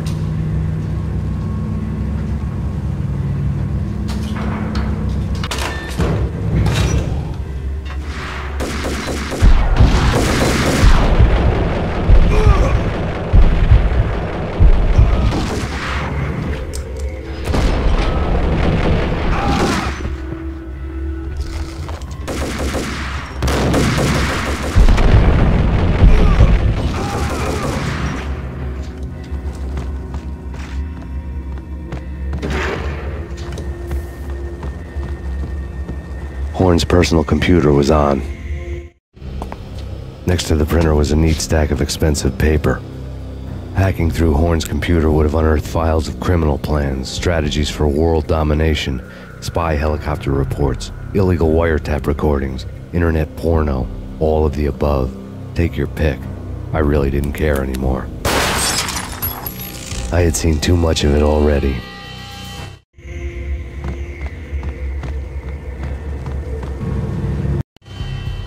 Valkyr had been meant to be a white-winged maiden that would lift you to a warrior's heaven, but it turned out to be a one-way demon ride to hell.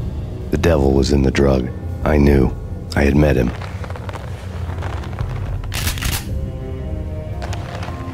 And now I was gonna kill her. The queen of the underworld who had tried to lift herself a bit closer to heaven with her drug money. No begging, no bribes. She knew better. Honor among killers. We who were about to die, both of us knew how this would end, in pain and suffering. All this because your wife stuck her nose into things that were none of her business. The cops were coming to take me away. The sirens were like a bad conscience I couldn't shake. It's ridiculous you've made it this far. You won't be alive when they get here. Stop him!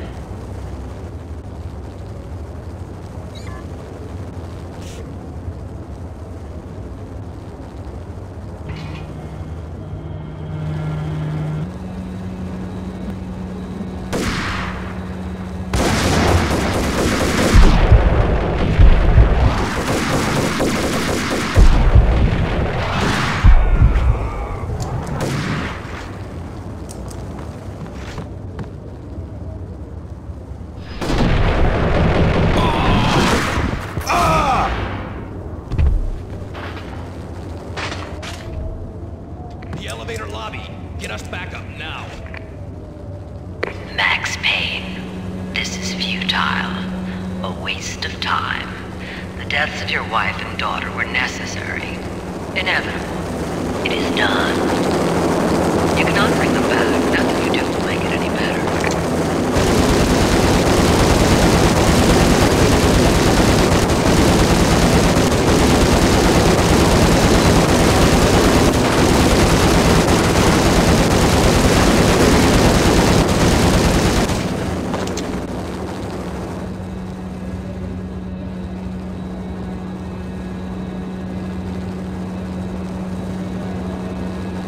Max Payne, you are fighting a losing battle.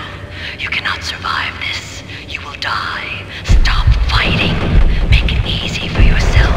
Accept your fate. You will die here.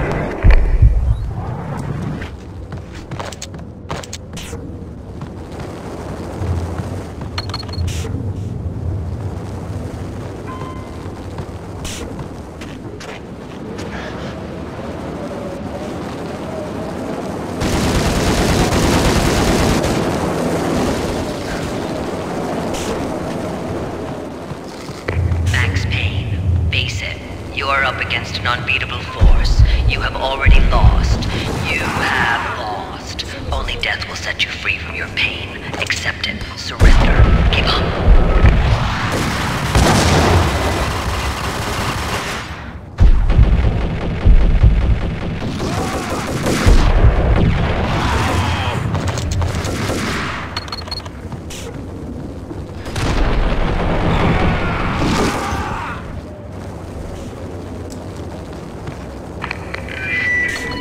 What do you mean he's unstoppable?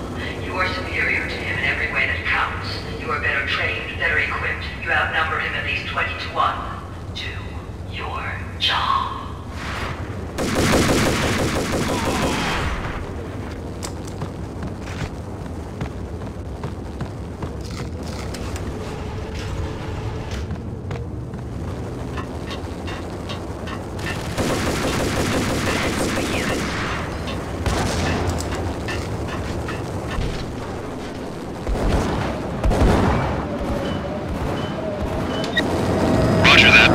Attempting to land now. It's gonna be tricky.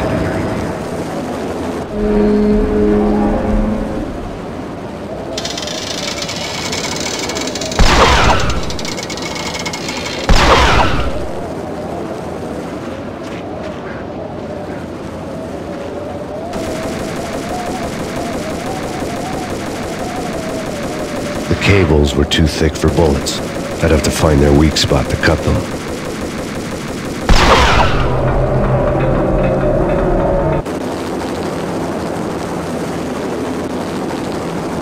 She's on board. We're out of here as soon as the wind dies down. Don't like the look of that mast.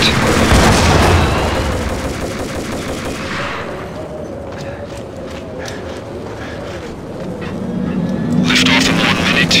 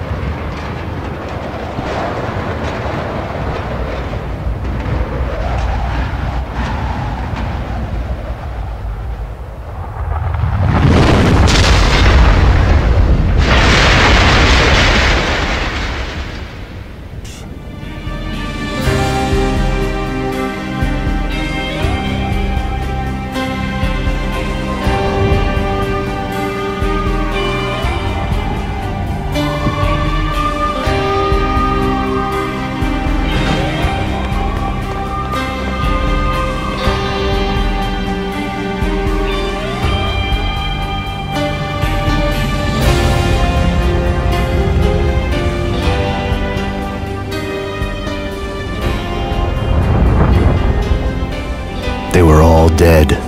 The final gunshot was an exclamation mark to everything that had led to this point.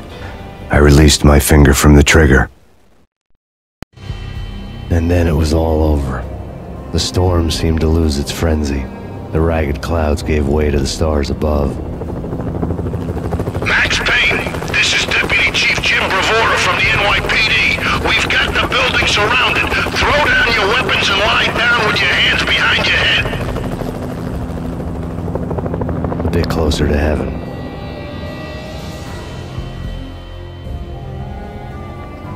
The cops' voices were distant and muted. Freeze! NYPD! Hold it right there! My ghosts released me from their haunting. Down below, New York City glittered like diamonds on black velvet. You gave us one hell of a ride. Take him down to Central Booking. You heard the man. Woden was there in the crowd, standing by the sidelines. It wouldn't be over till the man with the patch would say so. He'd say the right words. I knew he would. He'd better. Woden grinned smugly. It was the grin of a winner. That made two of us.